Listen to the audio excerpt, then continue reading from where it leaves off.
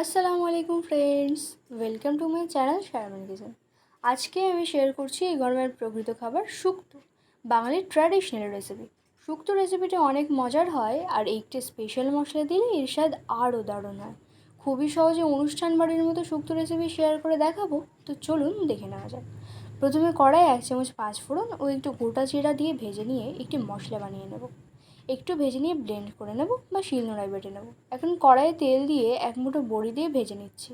বড়ি ভেজে নিয়ে তুলে নেব। ওই তেলে উচ্ছেগুলো ভেজে নেব।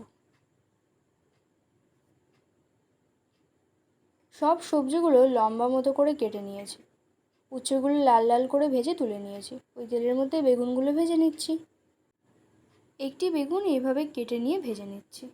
ভাজা হয়ে গেলে তুলে নিচ্ছি। ওই কড়াইয়ে রান্না করে নেওয়ার জন্য তেল দিয়ে দিচ্ছি। তেলের মধ্যে দিয়ে দিচ্ছি একটু শুকনো লঙ্কা, তেজপাতা ও একটু পাঁচফোড়ন। এগুলো একটু ভেজে নিয়ে দিয়ে দেবো কেটে রাখা গাজর, কাঁচকলা, সজনে ডাঁটা, রাঙা আলু, এমনি আলু, পেঁপে, এই সবজিগুলি। এগুলি দিয়ে কিছুক্ষণ ভেজে নেব। দিয়ে দিচ্ছি স্বাদ মতো লবণ ও সামান্য হলুদ গুঁড়ো। এগুলি দিয়ে মিশিয়ে নেব।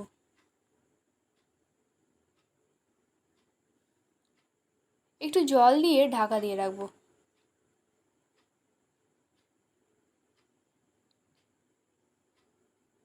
ঢাকা তুলে নিয়ে কষিয়ে নেব। এখন 1 চামচ রাঁধুনি বাটা দিয়ে দিচ্ছি। শুক্তো রান্নায় রাঁধুনি মশলাটাই আসল। রাঁধুনি মশলা ছাড়া শুক্তো ইনকমপ্লিট। এখন আর একটু কষিয়ে নেব। কষিয়ে নেওয়া হয়ে গেলে 1 কাপ দুধ ও 1 কাপ জল দিয়ে দিচ্ছি। যেহেতু দুধ শুক্তো বানাচ্ছি, পুরোটাই দুধ বা জল দিয়ে রান্না করতে পারেন। জল দিয়ে ঢাকা দিয়ে রাখছি। ঢাকা তুলে নেওয়ার পর ভেজে রাখা বড়ি, উচ্ছে ও বেগুনগুলি দিয়ে দেব।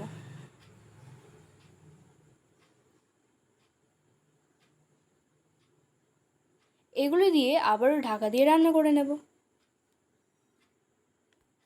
ঢাকা তুলে নিয়ে এসে ভেজে রাখা মশলাটা ব্লেন্ড করে দিয়ে দিচ্ছি।